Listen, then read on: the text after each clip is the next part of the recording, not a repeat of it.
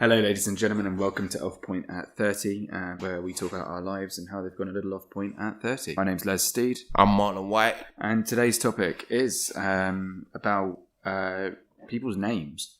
So for me, obviously, you know, I've got quite a cool last name. Yeah. You know, like, bit of a shit first name. I mean, Leslie does not get you laid. Oh, no. But weird thing is that, you know, having a girl's name has shaped me as a person. How was it having a girl's name or a unisex name? Were you like picked on in school or anything? Oh yeah, like definitely. Actually, when I was in year 7, I changed my name to. I just started using my middle name for about 3 or 4 years, and it caused a bit of confusion because every time the teacher would call the register, obviously they called out Leslie because it didn't occur to us to talk to the admin people instead. So every time I was like, actually, it's James. And the weird thing is that I'm about to be someone's groomsman we started being friends because he was also called James. And I was known as the fake James in our class. There were 3 Jameses. And everyone was like, oh, there's 3 Jameses. And, I was an undercover Leslie. But it was quite funny. I thought that I did the same thing as well. Like, I think it's something that makes you sort of sometimes hide when you're feeling a bit insecure about things in general. And I think that when you were in year 7 and, you know, like having been bullied for being, you know, like a little bit girly as well, I'm quite camp. Yeah. So, you know, like, I'm glad you said it. it. No, I didn't. It didn't really help me that I'm quite a camp person, and then I'm just getting. But then again, that might have also been something that shaped me. You know, Leslie the lesbian kind of thing. That's what they used to call me, but without any hint of irony. Yeah. And the weird bit is when you hear someone who's like 30 or like in their 20s going, Leslie the lesbian, and you're like, you and every fucking 4-year-old prick. Do you think like your name kind of shapes your character? Oh, definitely. Do you think if they named you like your middle name, for example, Rock Steed? Yeah. Do you think that you would have been like maybe more butch, maybe like strong man or something, or do you think? I think it's a bit like being good looking. People treat you differently in accordance with sort of what they hear and what they sort of see. So, for example, if I did this story recently on this mum who is an absolute rocket. She was really, really hot, and she was a model, and she was just really, really beautiful woman. But obviously not the smartest tool in the shed.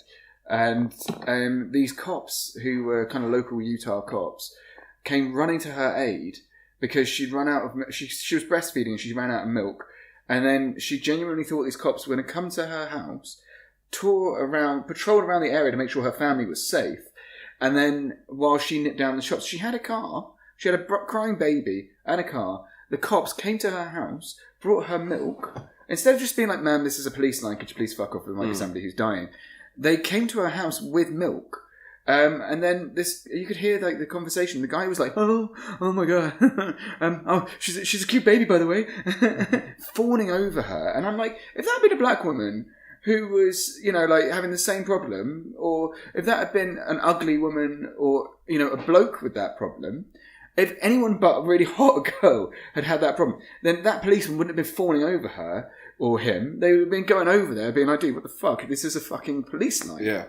I think that the same thing applies to names. So, for example, if you came along and, you know, like you said, "Oh, hi, my name's Persephone," to me, I'd be like, I'm trying to take that seriously. Because I think as a bloke, you have to have like a strong-sounding man name. Like, Les sounds all right.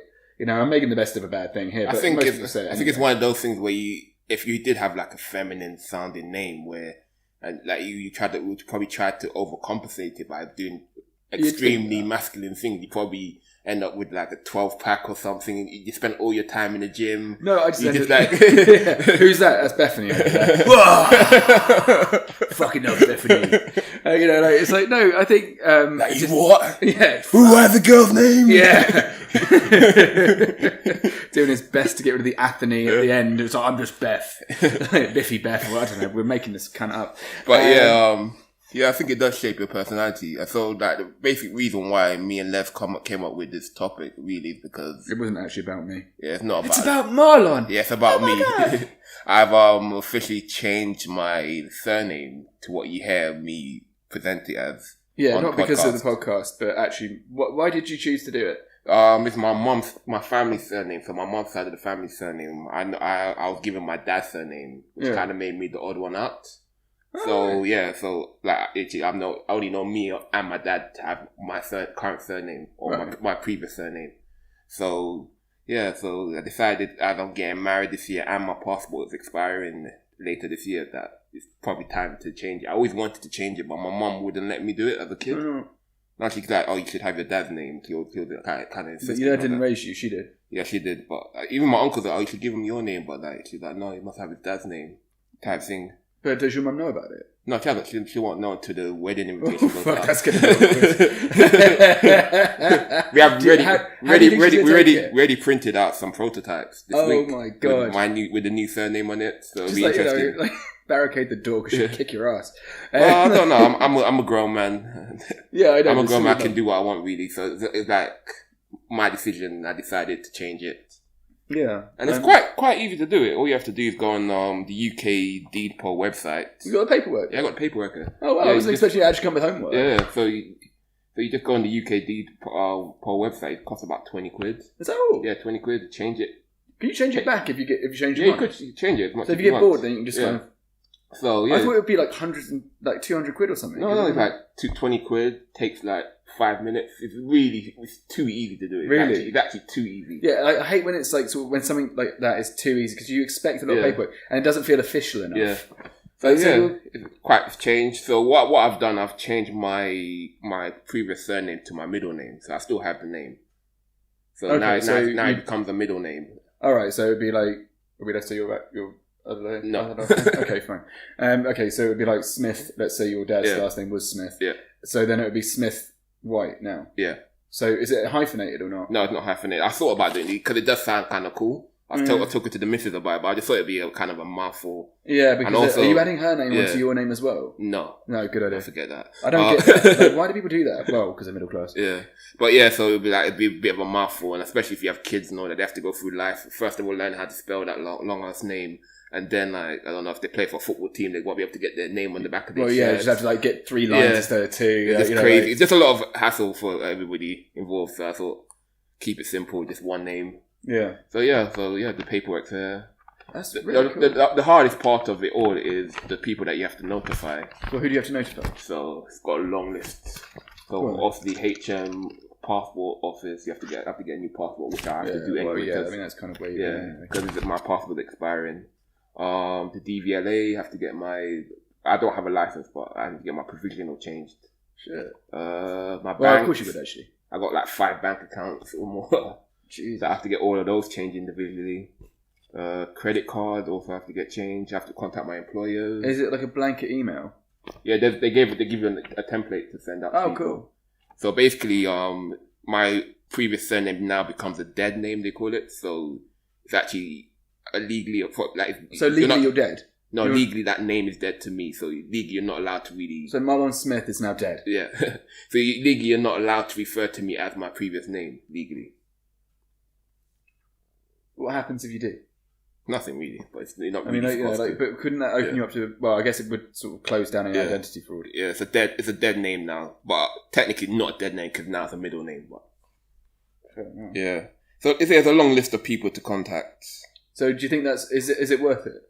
The way I think, if it was just me, I would have just left it, which I did plan to just leave it as is because it was just me. But then I started thinking, like, especially now getting married, if I have kids in the next few years, they're gonna have that name that I have no association to. I've only met my dad and his brother. Yeah. So I don't really have any connection to that name, the name history. So it's kind of like having like a random godparent that doesn't really hang out that much, and then having their and then continuing on their line and that name. Do you feel like it's a bit of a fuck you to your dad for leaving, or? Partially. Yeah, partly. It is a bit of a fuck you. Does it make you feel quite empowered then? It does a little bit. Yeah. Yeah. It's kind of like, I can kind of become my own person, be like, drop you completely out of my life, sort of thing. Wow. Yeah. I mean, that's a big fuck you.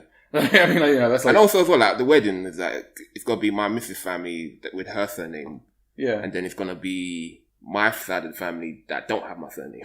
That would be quite weird. And I think, I mean, obviously it's a bit more than just the guest list. Of, being a bit confused and stuff because. As a groomsman, I'm going to have to go around and explain that one. Yeah, in fact, you've saved me a job. Thank you very much. Is he going to be at the wedding? Because I think we discussed this before. Well, my mum asked me if I'm going to invite him. I said no, and she said I think you should invite him, but I'm like, no. Invite him to the evening thing. I don't know. I doubt it. I doubt I'm going to do that. the way I see it is, I'm not even angry about it, to be honest. The way I see it is that I did everything else in my life without you. And you didn't want to be part of anything else. So. And then he gets to be part of the party at the end. Why should I? The funeral's the party at the end, but yeah. Why should I have to invite you? I can do this without you. I've done it without you. I've done everything up to this point without you. And the way I see it, like people might have something to say about me changing my last name, but the way I see it is that I've been on this planet for nearly 30 years. And we haven't become close. I don't think in the next 10 years we're going to become close after 40 years. I don't know. I doubt it. I mean, like, to be honest, I think that if it hasn't happened by now, I don't think it's going to happen after like 30 years. Yeah, and also I think that it would just be kind of, I mean, like, it's not really this point where it matters, is it? I think that anyone could be friends with another adult. Yeah, but exactly. I don't think that... When it's easy. Yeah, but being there for... I think Obama was saying, like, how anyone... It takes a man to raise a child, not to have one. Yeah, exactly. And, like, to be honest with you, I mean, like, I mean, we were discussing this in the last recording. I don't know if it's going to go out in succession, but the idea of having a kid and stuff like that. Do you think that... and I think they've probably broached this before, actually, is sort of like... Okay, so if you're going to pass on your mum's name, would you... how do you picture that kid growing up, seeing as you haven't had a dad in your life? What do you mean? As in, like, how do you picture yourself as a dad? Well, obviously, I'm not hard to, like, surpass what my dad's levels of parenthood, really. Not really that hard. Like, competition-wise. Well, I was there for 2 months, so, fucking winning. I think the bar is low in that regard. Just me being married to my missus and that, like, being, like, there when my kid was born, it'd be like... Holy shit. That'd be support. Wow. Yeah. To give him credit, it was there the day after I was born, but yeah. The day after. I mean, in fairness, I think that being there on the moment is quite difficult because, for example, when my granddad died, my dad wasn't in the country because he happened to be in Hong Kong. Yeah. And it's a bit like, well, actually, no... To be honest, like, being there in the moment... could happen at any minute. Being there in the moment is actually more of a modern thing anyway. Really? Because in the past, it wasn't a thing that men did really as much. I don't think we were allowed to be in the moment. Yeah, so it would be easier that the man will be in the waiting room waiting for it to happen. The mother will be in there maybe with her own mother, or her sister, other women. Other women. But I don't see and the man will be waiting, and then somebody will come out and go, "Oh, the babies," and then the dad will come in and have. It's like, would you like to see her half an hour after everyone else had a fucking? So being there in the moment is kind of a modern thing. Like even my uncle, my mum's brother, was telling me about how just a little story about how when his little brother was born, he just said he was at home with like granddads, and he's like, oh yeah, mum was in the hospital giving birth to little brother, while he's at home with the kids. My dad. I just found it interesting. He's got to be at home with the kids. Like someone's got to look after him. I just found it interesting. Off to every auntie in range. Yeah, I just find it interesting how in this modern day, like, the dad will be in the hospital with the mother. Yeah, absolutely. Yeah, but like back then, he's at home with the other kids. While I don't know who my grandma was with at the time, but she's in hospital giving birth. But with the first kid, presumably he'd have been there. Because I mean, where else have you got to go that's better than there? I mean, like, unless you've got really, really, really. So the first kid would have been my mum. She's the oldest. So I think it would have most likely been a home birth. I don't think my mum was born in a hospital. Oh. Yeah, she's born in like 1950s Jamaica. So. Oh, okay, yeah. I mean, that's different, yeah. I don't know. I mean, like, my imagining of Jamaica is sort of more like Pirates of the Caribbean type thing. So I don't really know Jamaica that well. Well, part of it's meant to be set there, isn't it? Like, everything. You know, you say the word Caribbean, you think Jamaica. And, yeah, we are the best in the Caribbean. I mean, Barbados is weird though. Apparently, all the people in Barbados are scared shitless of copping off with their cousins because there's only 20,000 of them or something. I've been to Barbados last year because my missus' sister's husband's from there. We went there for the wedding last year. Oh, cool. Yeah, it's a bit different. Like, because when I went to Barbados, I thought it would be like a smaller Jamaica, but it's quite different. The history, I guess. Obviously, you have like the same black people and everything, but I mean, just I think they're a bit more English. I think they're a bit more. They embraced it more of the English culture in the sense of like when you go to certain stores and everything. They have their own food and everything, but you would have to go like into proper Barbados to experience that. Yeah. So I was expecting to experience that everywhere I went, but you're just gonna get experience a lot of because a lot of British people go there on holiday. Oh right. Yeah. So do you think the holiday destination for the British people, and it's a bit more safe than going to a place like Jamaica, for example. So people, Jamaica. are less scared to go there. So you can walk around more freely over there. Yeah. I don't know. I mean, I went to Dominican Republic when we were about 12. It's where I learned to dive. And we found it was... Like, I don't understand why, but people seem to be kind of afraid of leaving their all-you-can-eat type places.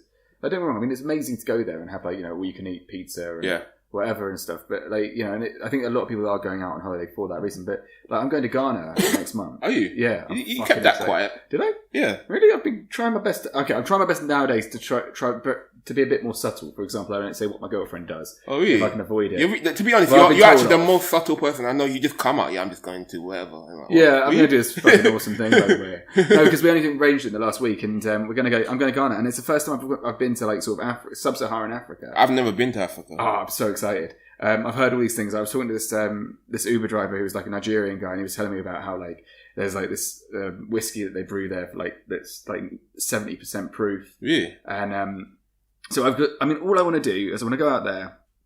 I want to experience some actual culture. I like that whole feeling of like being actually immersed in there. Not that sort of, this is what the tourists want to see. That really fucks me up. And I think it's kind of like, it's the country equivalent of dating, like dating when you first start out, because you're kind of pretending to be something that you think people want you to be. But for example, if I said like Jamaica, then like I said, like Jamaica sounds like to me Pirates of the Caribbean. So if I go to Jamaica and it's Pirates of the Caribbean-y, I'm actually going to get kind of annoyed.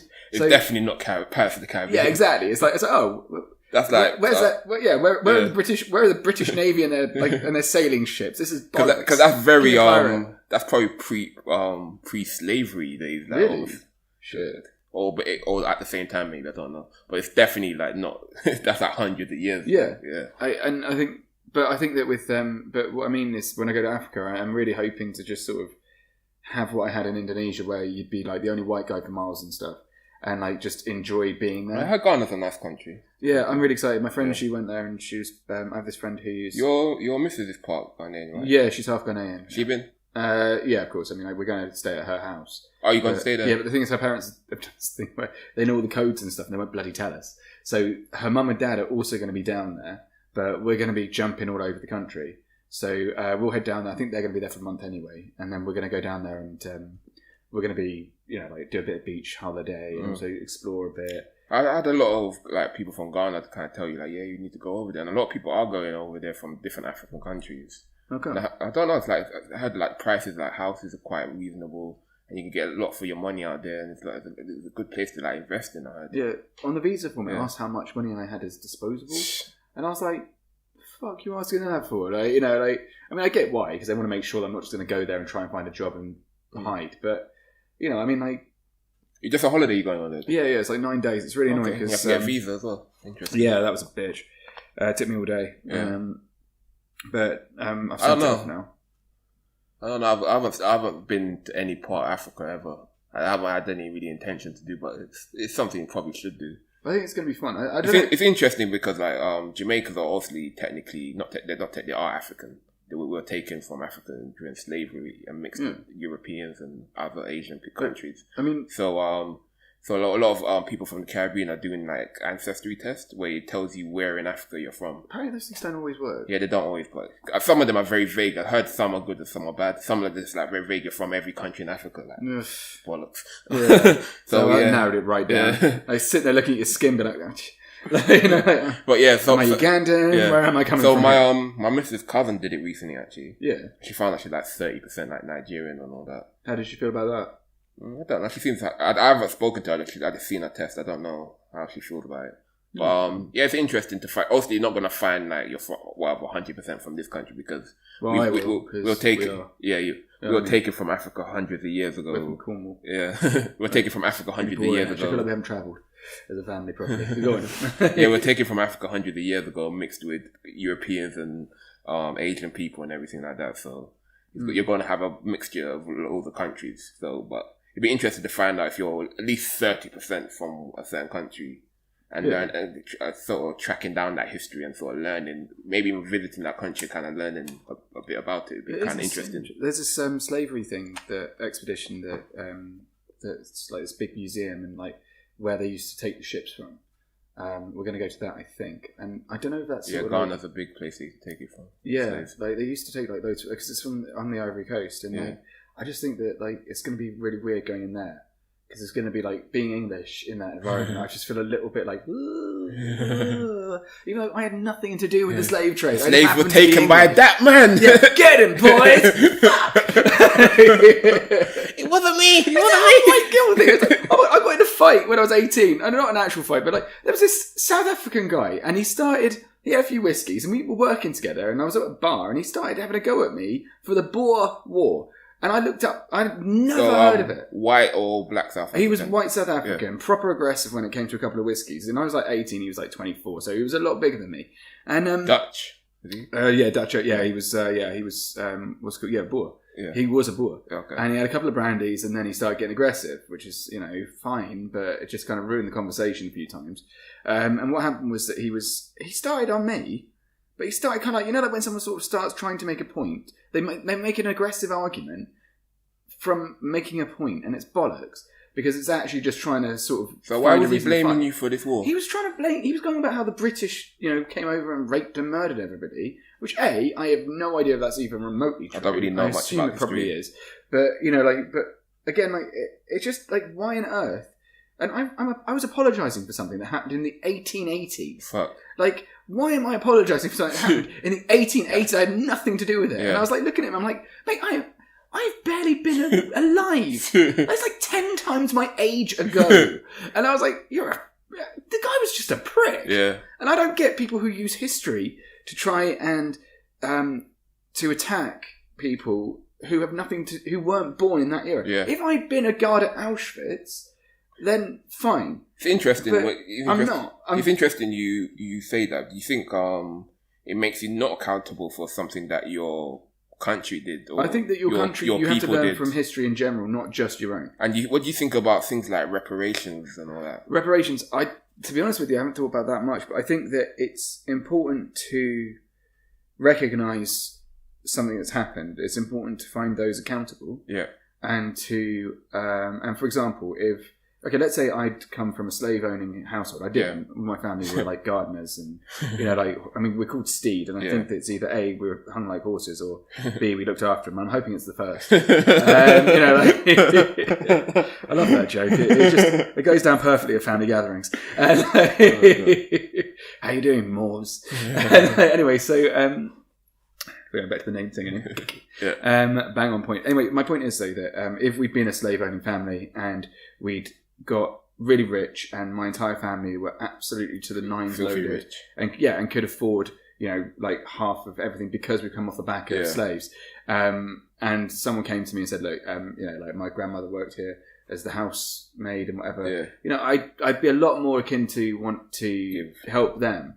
But I'd want them to prove it. Yeah. I'd want to know who this person was. And I'd be equally interested in the history behind it and how the two related. But you have to... I think that if we were rich off the back of something, then the reparations, yes. Yeah. I think in terms of the Holocaust and things like that, that was horrendous. But Germany did pay out after that. They do, and they pay regularly toward... Because I think what made that kind of brought that to my attention was there's this guy that does this hip-hop... interviews. He's called Vlad. It's like a Russian guy, but he lives in America. Does this like he interviews these people, and he talks about like reparations. And he made I think he just made a little statement saying that African Americans definitely do deserve reparations, but maybe what they should be given maybe is like free education. Isn't that what you're supposed to have anyway? No, they don't. You have to pay for like I'm talking about university. Well. So like maybe come in form of like education, and everybody everybody kind of jumped down his throat at the time. Why? Because I feel like education should be free anyway. It should be free, but in Belgium they pay like £500. We don't have free education over here. No, and I think that's also something that is wrong. But then again, we're moving away from the point. Yeah. So anyway, So they kind of jumped down his throat at this point because he said that they're like, oh, how dare you because you're not black, you shouldn't have an opinion on this. Well, of course you can have an opinion on it. That's racist to say you can't have an opinion because you're a race. I do sort of understand where they're coming from. I think what they want America to pay out to them. But I understand his point. If America does pay out to them, just give every person that's black and they can prove that their ancestors went through slavery, if they were to give them say 20 grand. Well, that's stupid. I've seen if you hit 18, here's 20 grand for what we did to your ancestors. Dumb. Essentially, what's going to happen? They're just going to blow it. But if you give somebody a free education, then that's worth $200,000, $300,000 anyway. Yeah. But also, I think that if you're 18 and someone gave you £20,000, what are you going to do with it? Yeah, gonna put it. Well, I would put it in the bank. But then again, I probably would have spent it by now. No, but if you're poor, if you grew up poor, then you try and pay for, and also you have other people trying to help, trying to get money off you, and they know you're going to be 18, so your mum might take custody of it, and then maybe she might spend it on something that you don't. Or if not, you're going to take that 20 grand and buy yourself a car and piss it off. Yeah, absolutely. It's interesting. It's interesting that there's a guy that did what did he do? Oh, he did it was the voice of Simba, the singing voice of Simba on the Lion King. I just can't. He's the singing voice. So is that Elton John? Huh? Elton John wrote that, didn't he? Yeah, he wrote it, but the boy that sung the song. Okay, yeah. Yeah, he was the singing voice. I think Disney offered him $2 million at the time to sing. Take it. No. But his mum turned it down. Why? He took the royalties instead. Oh, so if they took so if they took the $2 million at the time, at what age 12 or whatever age he was. Well, he'd still be worth a shit ton of money. No, he would have pissed that off for a long time. He's in his 40s now, so he would have pissed that. He would have pissed that $2 million. He would have pissed that $2 million off by now. But after the first million, you should start investing it and then using it. That at 12 years old, then you're like, what? By the time the 12-year-old wouldn't do it. I mean, the parents would. No, and obviously the mum's got more economic sense. Okay. Let's say the parents were smart enough, which we've seen with the Macaulay Culkin situation. They took his money. Yeah. But like, say his parents were smart enough that we go hold your money for you. And at age 18, here's $2 million. Yeah, but if they invested it, but then again, you'd have to rely on them to be smart enough to invest it properly. Yeah. So not everyone thought to invest in Apple. He would have definitely pissed that off. Yeah. He would have definitely that money would have been gone. Yeah, and in fact, he's got royalties, means he's got a consistent. Yeah, no, and he doesn't even do that much now. Well, he doesn't have to. Yeah. I mean, that's the one. He's done a few. He's done the odd one or two of things, but he doesn't really do much. He doesn't need to. Yeah, he had a brief singing career, but besides that, I don't think his album did well. He's just able to live off that. Yeah, I think that for me, I'd like to be able to have something like that. And every year they're doing some sort of Lion King thing, which he gets paid for. Dude, that's amazing. Every year. And also, I mean, the Lyceum Theatre. I mean, do they have to pay out every time they sing that? No, I don't think. Well, I'm not sure exactly how that works. Contract. It's called Disney's The Lion King. I think anything they use his voice for. Yeah, you have to pay him. So yeah, I know that Takashi 6ix9ine or whatever his name is. Takashi 6ix9ine. Sorry, yeah, Takashi. Who cares? He's a serial gangbanger. Who gives a fuck? Fake gangbanger. Yeah, that asshole. He surprised you know about him. I had to write an article. Yeah, no, I mean, he looks like a parrot. And the worst part is he signed a $10 million deal from prison. And from prison, which fine. I mean, I think wasn't it like a quarter of Americans have been in prison at some point. Yeah, which is insane. I mean, why? How can I don't know. Because the American legal system makes money from you going through the system or going to prison. Yeah, and then there's also privatised as well. So and then I think that's really fucked up. Yeah, they make a lot of money. Yeah, I mean, there's a huge fuss about that. I was reading about that. It's so wrong. Go on and it's also modern slavery. I mean, when you consider the fact that most people in there are black, that's still slavery. Yeah. And most American-made things, 90% of American-made things are made by prison labour. Yeah. So it's slavery. Including the army uniform. Well, that's just ironic. It's the only way they can they're fighting for freedom in something that's made by a captive. That's the only way they can afford to compete with Chinese prices or... It's insane. You can't... And who is getting that money then? Because if it's going into prisons... Well, the prisoners get paid 10 cents 10%? an hour. 10 cents an hour. That's just ridiculous. So that's basically the same rate that... even Chinese labourers get paid more than that. So anyway, what were we saying about Takashi? Oh yeah, he's just... Oh fuck! Oh yeah, he got sued because someone was trying to sue him because he used his intro track,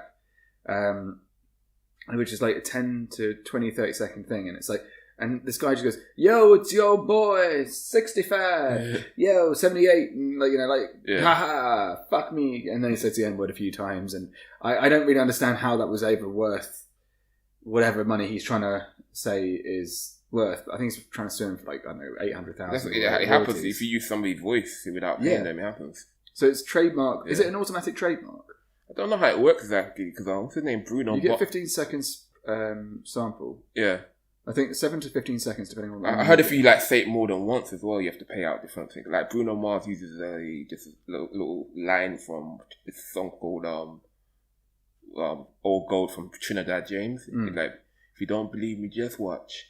Come on. That's Mark Wilson. He uses that line and you have to pay the guy over $100,000 for it. Fuck. Yeah. Wait, what? Yeah. But he's singing it. Yeah. But the line is, don't believe me, just watch. Yeah. But anyone can say that. Yeah, but because he did it in another song. He took that line specifically from a song. You have to pay the guy. But and he gets songwriting credits on his song as well. That's ridiculous. Yeah. But, like, I mean, like, in journalism, we just rip each other off. Yeah. Like, if a story goes viral, then we just got to change it and stick it in a way that we can, that looks like we did write it. There's a lot of editing and, like, you know, like, we're not just copy pasting. So if I wanted to be a journalist, I'd just get an article you wrote and just put my name on it. No. Cross the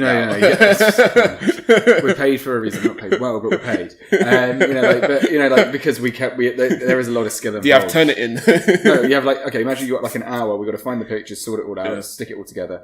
Then you've got to make sense of the story. I mean, I become an expert within 20 minutes on any given topic. Is it because you're putting it together? Authority. Is it because you're putting it together so fast why there's that mistakes? Yeah, of course. I mean, like, for example, with what's his name, Kobe Bryant died. Oh, yeah. They put up LeBron James. Well, one of my colleagues killed Prince Philip. You know, like, someone put up. Yeah. Like, they're only humans, and I think that the people are a bit mean to them. Or like if a rapper gets killed, they put the wrong rapper. Oops. Yeah, well, okay, that was a bit bad.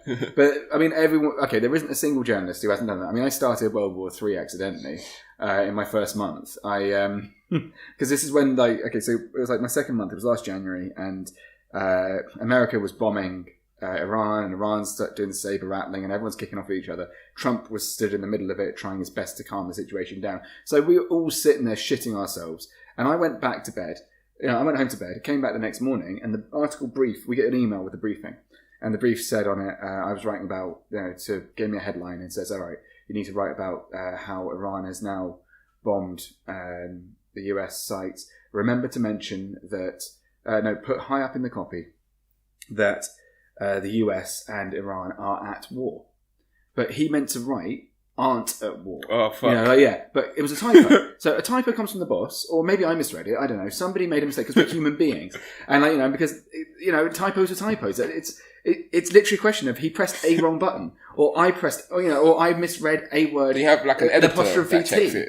Huh? Do you have like an editor that checks? Yeah, of course. I mean, 20 minutes later, so I completed it, and I was like, all right, well, you know, we're at war. I just assumed it had happened overnight, and that we've obviously already reported on it, so I'm like, all right, well, you know, I'll just keep that in the copy. Maybe a little line, you know, just a little line that says the US and Iran are officially at war. You know, because I was like, because it says they aren't officially at war, but I misread it, and so I declared war. And like, on a national paper that I think about 20,000 people read before we picked it up. And you just hear this voice at the back of the editing go, who the fuck is Les Steen, and why the fuck does who just started World War III? You fucking idiot. I'm like, I'm sorry, I'm new. And he's like, oh, okay then, but just be careful in future, because we don't want to start World War III and get sued. That's all you said. Yeah. But it wasn't okay. I didn't get pulled in the bollocks. But like, luckily for me, it had only been out for 20 minutes. No one had really. I think like 500 people had read it, so no one really cared. I think most of that was my mum. But like, you know, like, it was just, it was quite funny, because I was, you know, like, it's your first month and you're like shitting yourself. I worked New Year's Day and didn't say anything about, you know, I was scared to take any sort of time off or say when I actually wanted to work. So, you know, like, you're trying to make a good impression, and something like that happens. I just sat there behind my desk just dying of embarrassment. That's hilarious. And of course, like, I find that when you get called up for stuff, when I get called up for mistakes, I don't know how to respond. Like, at work, I have no idea how to respond to a mistake. Because I just get embarrassed and I sit there going, okay. Because that's what you do when you're in person. But when it comes across on, like, on the chats, it's really hard, because you don't know. If I say okay, it sounds like I'm being dismissive if they're feeling like they're being dismissed. But actually, I'm just embarrassed and I don't know what to say, or I'll defend myself because I'm instinctively defensive. And I found that almost got me. Well, that caused a lot. That caused a lot of friction at work, I think. But anyway, we've gotten off top. I think with those situations, you try to sort of find what happened, like trying to like do some investigation on why that happened. Yeah. Sometimes it does turn out that you did make a mistake, and we're all human, and we're all going to make mistakes. But the problem is that what kind of mistake? I mean, like, and also, when is a mistake a real problem? I think it's usually when we get sued.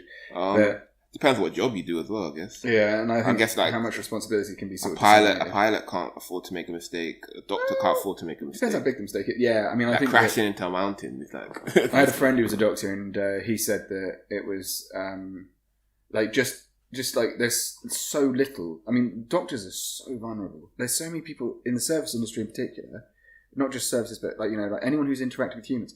All it takes is one complaint, and your career's over. Yeah, and it depends on the level of complaint. But for example, when I was volunteering at a school, and I brought my motorbike in, and this little girl goes, "Oh, can I sit on it?" I was like, "Yeah, of course you can," because I didn't think twice about it. So I stick this little girl. She was like 10. She wasn't that little, but I was like, so help, So I held the bars. She's perfectly safe. Sits on it, and we revved the engine. It was in neutral. There was no way that bike was going anywhere. Okay, like she was so safe. I told my friend who's a teacher. She went batshit. She goes, "What the fuck do you think you're doing? You're going to get yourself fired on day 2. What the actual shit is wrong with you?" And I'm like, "But it's fine." There's so many things you don't consider, but actually if someone takes it out of context, then it can be very difficult. And I think that kind of links into what I wanted to discuss at some point, which is the Snowflake Generation thing, where people are so scared of being complained about that they're losing common sense. Or it's not okay to do something that's a bit stupid. And I think that's ridiculous. Like and yet you have situations where the people who are leading countries are doing stupid shit that doesn't make sense, and we're all okay with it. And I don't understand why. For example, we've moved to like a point now where we have to feel that we have to be 100% perfect at all times. Yeah. And if you're not perfect at all times, it can be used against you. You can essentially you're ruin liable. your life. Yeah. And it's crazy. Yeah. Because if I say, okay, for example, when the first episode we've got, there's that your favourite story, I swear to God, is me going, "Who's that big black guy?" Yeah. And the amount of editing that we had to negotiate over that, because I didn't want someone to think that I was a dick before I'd had the chance to show that I am a dick. But that's the thing. I don't. Yeah, the thing that you're trying to protect yourself. Yeah, I thought it was hilarious. Yeah, and you're black. You get to say whether or not it's funny or racist. Yeah. I checked it with my girlfriend who's mixed race. Yeah. I checked it with somebody else, and she just goes, "Well, not really," because later on you do mention that that Asian people look like teenagers, and I was like, kind of little, she goes, "Yes, it's objectively correct, but also and quite funny, but." I think you'll be fine with who's that big black guy. He is big and he is black. Yeah. And I was just like, because I'm white, I don't know. I felt like I could be sort of come across liable. Yeah. Well, not liable, but come across as being a dickhead. Yeah. Which I don't know. I mean, maybe I was. I don't know. No, I think it was funny. I don't know. Have anybody fed back to you on that? Really. No. So. I think people worry about. Well, I don't know about you, but I always worry about the dumbest shit. Yeah. And then something that will keep me up all night will be completely irrelevant the next day. Or for example, at work, someone told me that they didn't like me, and that not everyone, but the implication was that other people have been talking behind my back. Yeah. And I wrote back, what's going on? I do need some sort of guidance here because I am new. And I walked in the next day, and I spent all night up being like, fuck, man, nobody likes me. Kind of thing. And I got in my head. And the next day I go in there, and my boss is like, "Hello." And I was like, "Hi guys," and everyone's like, "Hi," and stuff. I think it's just. Do you care in the workplace if people don't like you or not? I do, yeah, but I think that's just because I care in general if people like me, which makes me quite vulnerable doing this as well. Actually, thinking about it, because we had one bad comment ruin my day, which is stupid. You know what? If we do ever get trolled, I'm posting that. I'm like, "Mom, I made it." As a journalist, we have that. It's like if they ain't writing underneath it, you're a prick. Then you're not doing your job right, and everyone's got. If you're not under fire, you're not being a journalist. Yeah, I don't mind. Say what you want. I wouldn't challenge people to do that because it can be really mean. Yeah, it depends on what certain thing. I guess I think with everybody, there's certain things that you're sensitive about, certain things you're not. So there's things that might push my button that I might be sensitive about. Well, yeah, definitely. But certain things that don't really bother me. I don't care. Yeah, I don't know. The thing is, I don't know what's going to bother me until it happens. Yeah, I don't think anybody does really sometimes. It's kind of weird. And also it depends who it comes from as well. Yeah. Because anyone can write some stupid dumb shit on the internet. But I remember there was my first ever troll on my first ever article about stormtroopers or something, and he was just a bit odd, and I was a bit drunk, and he had tried to have a go at me over Facebook Messenger, and because I was drunk and because I was unprofessional, I went back at him, and I nowadays obviously you ignore it. You just don't. you don't engage. That's the rule. Yeah. Because if you do, then you get in a heated argument over nothing, and it's an internet problem. I find the whole internet argument thing very weird. I think it's like a nerd thing to me, honest with that. It's like, I'm going to argue with somebody. I tend to find their addresses. Over the internet. Who cares, man? I don't know, like, someone sent me a parking fine, I know where he lives. Really? Like, yeah, he's... Yeah, like, and I know... And what are you going to do with this information? Nothing. What is the point? I gathered it with some instinct. I was angry.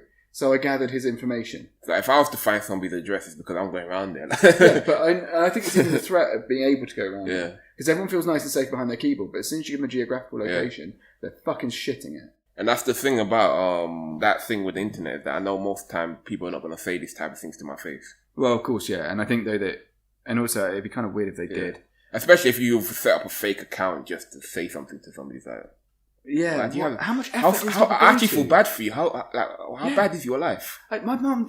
someone tried to correct my spelling on something. Yeah. No. It wasn't my spelling, even. It was an article I wrote, and I said... I think I said something like sped instead of speeded. Yeah. And some idiot went and wrote, I think when it's speeded, you know you get paid to write in English. And I was like, actually, it was sped. And my mum was like, actually, no, you know what? She went through the dictionary. She's an English teacher. She was like, fuck, no. And my mum and dad got pissed off about it. And they tried to go and set up an account, something to, so they could write underneath it. Actually, I think you'll find, dickhead, that it's actually, that the boy's right. It's actually sped. And here's the part in the dictionary that you're clearly missing, you prick. That's a lot of effort. Yes, Leslie, we love you. Don't you let them bring you down. But they said, that's a lot of effort. Bother in the end. You wasted so much time of your life. They said it takes going ages in a dictionary to sign up to our website. It takes like 5 minutes to sign up. It's like, not going to bother. Just do something with your life. Like, I feel bad for people that will have to set up a fake account. I can't imagine getting angry enough over content that I don't have to watch. No. Like, if it was an advert, adverts, for some reason, we can't complain about. If there's a comment section on the advert, it's like, no, fuck off. It's so invasive.